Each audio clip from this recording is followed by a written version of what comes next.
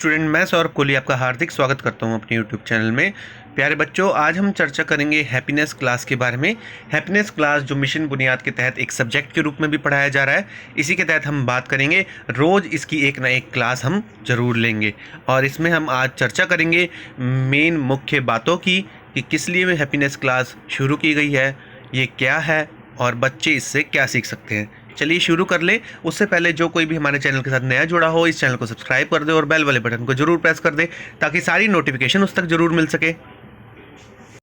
तो हम जानते हैं कि हैप्पीनेस पाठ्यचर्या, ये जो करिकुलम है हैप्पीनेस, इसकी संक्षिप्त रूपरेखा को समझते हैं। हैप्पीनेस पाठ्यचर्या क्यों?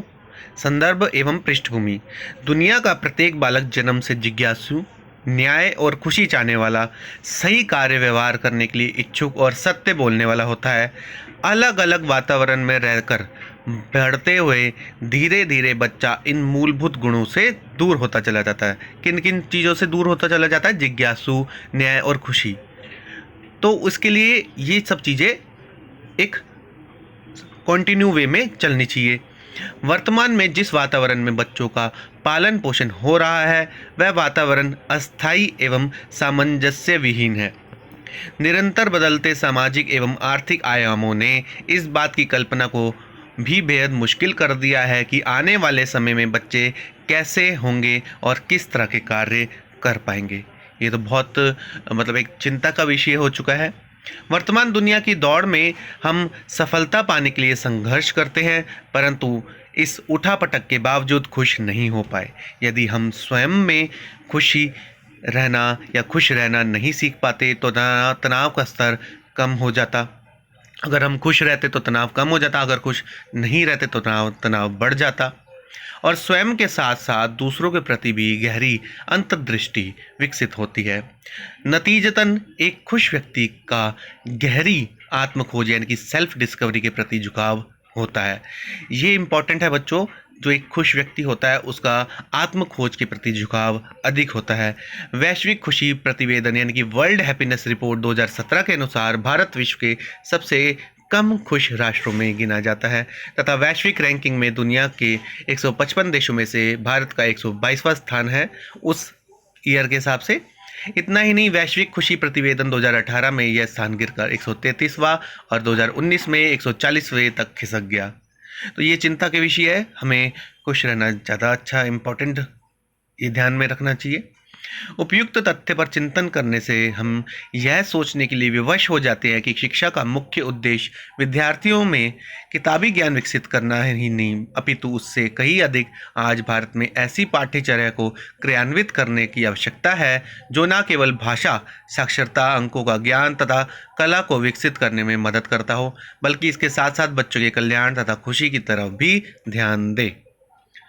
अगला है इसमें विद्यालय परिवेश में हैप्पीनेस। शिक्षा का उद्देश्य अत्यंत विशाल है, इसलिए इस वर्तमान समाज की आवश्यकता से अलग नहीं देखा जा सकता।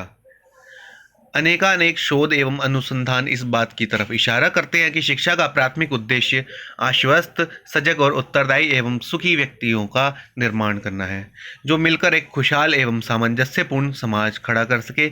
वर्तमान में हम खुशी पाने के लिए संघर्षरत हैं और प्रत्येक कार्य केवल खुशी प्राप्त करने के लिए ही करते हैं।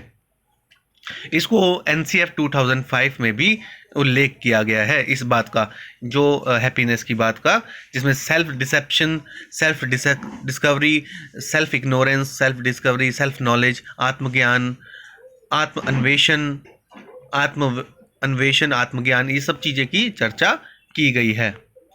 अब शिक्षा के नवनिर्माण के लिए यूनेस्को द्वारा जारी मूलभूत सिद्धांत यानी कि अधिगम के 4 स्तंभ जो यूनेस्को ने बताए हैं, 4 पिलर लर्निंग के, वो कौन कौन से हैं? जानने के लिए समझना, करने के लिए समझना और होने के लिए समझना और एक साथ रहने के लिए समझना, यानी कि learning to know, learning to do, learning to be और learning to live together. Aristotle यानी कि अरस्तु का कथन है कि सुख मानव जीवन का उद्देश्य एवं अर्थ दोनों है। सुख मानव के अस्तित्व का पूर्ण उद्देश्य तथा उसका परिणाम भी है। क्रिस्प 2000 के अनुसार सुख शिक्षा की एकमात्र स्वाधीन उपलब्धि है। वास्तव में जन्म से लेकर मृत्यु पर्यंत मानव का समस्त प्रयास केवल अपने अंदर खुशी को स्थापित करना ही है। खुशी, सुख यानी हैप्पीनेस को सकारात्मक और सुदृढ़ मैत्री और संबंधों के रूप में भी देखा गया है। अब इसकी अवधारणा को समझे, कॉन्सेप्ट क्या है इसका हैप्पीनेस का। मानव का प्रत्येक कार्य उसकी सुख के प्रति चाहना को ही दर्शाता है। इस मुद्दे को लेकर पूरी मानव जाति में सर्वसम्मति है। क्या हैप्पीनेस को समझा जा सकता है, अनुभव किया जा सकता है और प्राप्त किया जा सकता है, या यह अपने समय पर स्वयं ही हमें प्राप्त हो जाता है? हैप्पीनेस की संभावनाएं हमारे अंदर ही हैं या बाहर? यह कुछ ऐसे प्रश्न हैं जिनका संदर्भ हर बालक तथा वयस्क से जुड़ता है।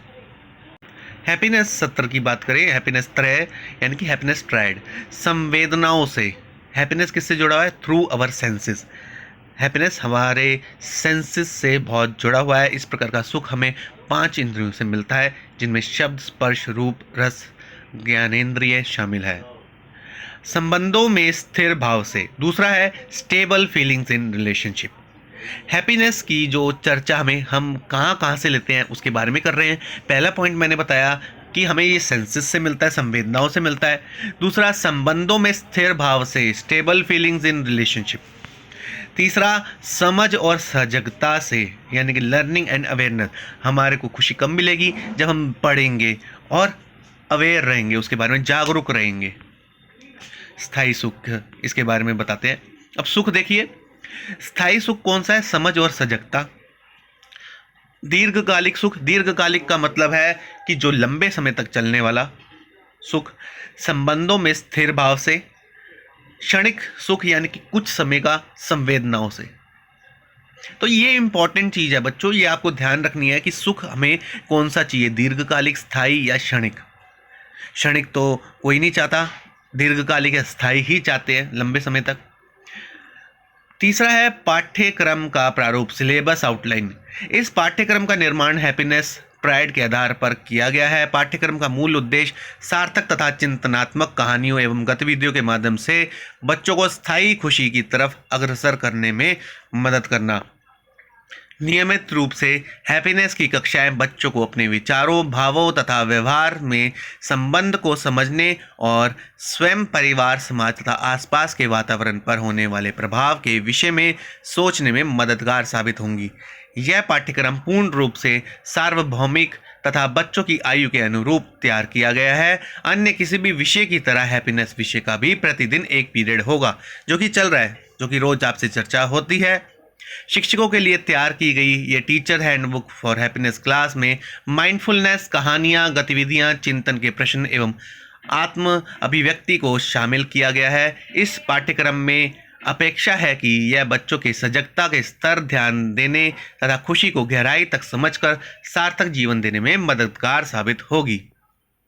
अब खंड 1 में देखे थे समझ एवं सजगता के माध्यम से खुशी, खुशी की तलाश, अपनी आवश्यकताओं को पहचानना, स्वयं के साथ सामंजस्य स्थापित करना, आपकी क्या नीड्स है, खुशी या सुख को अपने लक्ष्य के रूप में पहचानना और शिक्षा क्यों, भावों के माध्यम से संबंधों में खुशी का अनुभव करना, अपनी भागीदारी के माध्यम से खुशी पाना। अब समझ एवं सजगता के माध्यम से खुशी की तलाश करना, तो इसमें शरीर एवं स्वयं के प्रयोजन को समझना, शरीर का एवं स्वयं के संबंध को समझना, ज्ञान क्या है, जीवन तथा अपने आसपास की स्थिति के बारे में मान्यताओं एवं पूर्ण धारणाओं का मूल्यांकन करना, इन सब पे चर्चा होगी। भावों के माध्यम से संबंधों में खुशी का अनुभव करना, यानी कि trust, respect, gratitude, affection, care, guidance, cooperation, cordially, humility, commitment, उदारता, सहजता, सरलता, अनन्यता, इन सभी मूल्यों का ध्यान रखना भावों के रूप में। अपनी भागीदारी के माध्यम से खुशी, सहयोग एवं साझेदारी के माध्यम से मूल्यों को पहचानना, व्यवस्था को बनाए रखने में प्रकृति की चारों अवस्थाएं की अद्भुतता तथा पूरकता की पहचानना। अधिगम संप्राप्ति यानी कि लर्निंग आउटकम्स क्या निकलेंगे? हैप्पीनेस पाठ्यचर्या की कक्षा से गुजरने पर विद्यार्थियों में निम्न क्षमताओं का विकास होगा। वो कौन कौन सा विकास होगा? सजगता एवं ध्यान देना विकास, सुनने की क्षमता का विकास होगा, अध्ययन के प्रति रुचि बढ़ेगी, विषय वस्तु को ध्यान से समझेंगे, अपने किए गए कार्यों के प्रति सजग होंगे, समालोचनात्मक सोच एवं चिंतन का विकास होगा, बेहतर चयन कर पाएंगे, समाधान केंद्रित होगा, किसी के विचारों और व्यवहार को समझने की योग्यता बनेगी, सोच में नवाचार पनपता है तथा कार्य को सृजनात्मक रूप से क्रियान्वित करते हैं। सामाजिक और भावनात्मक योग्यता का विकास होगा, जिससे कठिन परिस्थितियों को पहचान कर एवं मनन करके ध्यानपूर्वक उनके समाधान हेतु निर्णय लेंगे। बेहतर संप्रेषण एवं अभिव्यक्ति कौशल का विकास होगा। तो इसके अलावा आत्मविश्वास एवं मनोहर व्यक्तित्व का विकास होगा, जिससे दैनिक जीवन के प्रति संतुलित दृष्टिकोण का विकास होगा। सुखद व्यवहार के साथ आत्मविश्वास लगेगा। स्वयं, परिवार, समाज एवं प्राकृतिक व्यवस्था को समझकर उसकी सराहना कर पाता, अपनी जिम्मेदारी का समझकर जीता है। तो ये सभी विकास बच्चे के अंदर आएंगे जब ये हैप्पीनेस की कक्षा को अच्छे से समझेगा। तो आज की इकाई में इतना ही, बाकी कल मिलते हैं। आप इस चैनल के साथ जुड़े रहिए, इसे लाइक शेयर और सब्सक्राइब करना बिल्कुल ना भूलें। धन्यवाद।